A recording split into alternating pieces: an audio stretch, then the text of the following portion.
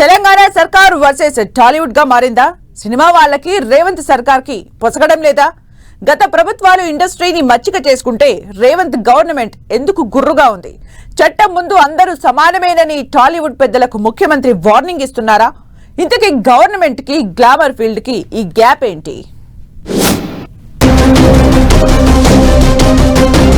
Government versus glamour field. చట్టానికి అందరూ సమానమే అంటున్న రేవంత్. సినీ ఇండస్ట్రీ పాలిటిక్స్ బంధం బలమైనది అంటారు. ఇప్పటి వరకు అలాగే ఉండేది. రెండు రంగాల మధ్య ఇచ్చిపుచ్చుకునే ధోరణి ఇంతకాలం కొనసాగుతూ వచ్చింది. రాష్ట్రం ఏదైనా ప్రభుత్వం ఏదైనా గ్లామర్ వరల్డ్ కిచ్చే ప్రయారిటీ వేరు. అయితే తెలంగాణలో మాత్రం సీన్ రివర్స్ డైరెక్షన్ లో సాగుతోంది. ఇండస్ట్రీకి పాలిటిక్స్ కి చిన్న గ్యాప్ కొట్టొచ్చినట్టు కనిపిస్తోంది. సినిమా వాళ్లకు ప్రయారిటీ ఇచ్చే సాంప్రదాయానికి రేవంత్ సర్కార్ ప్యాకప్ చెప్పేసినట్లుగా మారింది పరిస్థితి. ప్రజా పాలనలో చట్టం ముందు అందరూ సమానమే అని చెప్తోంది. వట్టి డైలాగులే కాదు, చేసి చూపించింది కూడా. కాంగ్రెస్ సర్కార్ అధికార పీఠమెక్కగానే నాగార్జున ఎన్ కన్వెన్షన్ కూల్ చేసి టాలీవుడ్ కి స్ట్రాంగ్ వార్నింగ్ ఇచ్చింది. ఇక మొన్న అల్లు అర్జున్ అరెస్ట్ తో చట్టానికి ఎవరైనా ఒకటే అని మరింత బలంగా చెప్పింది. గ్లామర్ ఫీల్డ్ లో ఉన్న వాళ్లకి ప్రజల్లో క్రేజ్ మామూలుగా ఉండదు. స్పెషల్ స్టేటస్, డబ్బులు, ఫారెన్ టూర్లు, ఫ్యాన్స్ ఫాలోయింగ్, రాయల్ లైఫ్ ఉంటుంది. సామాన్య జనమే కాదు, పొలిటికల్ లీడర్లు కూడా హీరోలకు అభిమానులే. ఇలా చాలా కాలంగా సినీ రంగంలోని పెద్దలను ప్రత్యేక కేటగిరీగా చూస్తున్నారు. రాజకీయ పరిచయాలు, ప్రభుత్వ పెద్దలతో చనువు, ఇలా అన్ని రంగాల్లో స్పెషల్ కేటగిరీగా చెలామణి అవుతున్నారు. అందుకు అనుగుణంగానే రాష్ట్రంలో ఎవరు అధికారంలో ఉన్నా సినీ ప్రముఖులతో సన్నిహితంగా ఉండడం పరిపాటిగా వస్తోంది.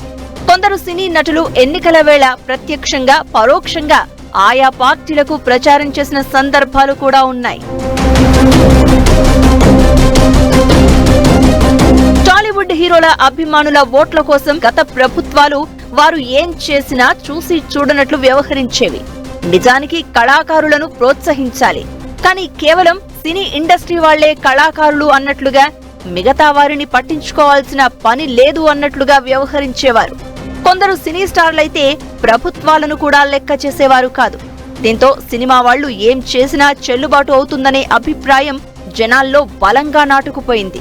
కానీ తెలంగాణలో రేవంత్ సర్కార్ వచ్చిన తర్వాత ఇండస్ట్రీ లెక్కలు తారుమారయ్యాయి. సినిమా స్టార్స్ అంటే ప్రత్యేకం కాదని స్పష్టం చేస్తోంది రేవంత్ ప్రభుత్వం.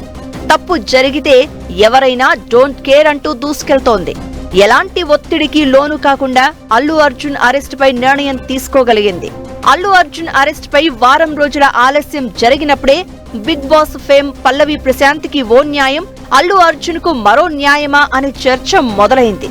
కానీ చివరికి చట్టం ముందు అందరూ సమానమని తేల్చేసింది కాంగ్రెస్ సర్కార్.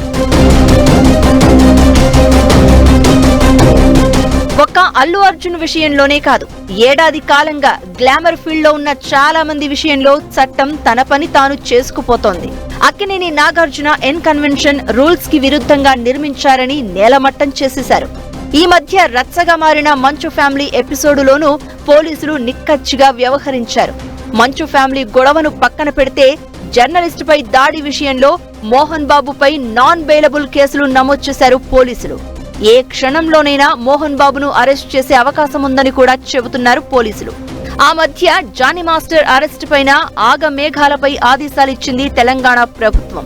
అదేవిధంగా జూనియర్ ఎన్టీఆర్ దేవర ప్రీ రిలీజ్ ఈవెంట్ విషయంలోనూ ముఖ్యమంత్రి రేవంత్ రెడ్డి తగ్గేదలే అన్నట్లే వ్యవహరించారు.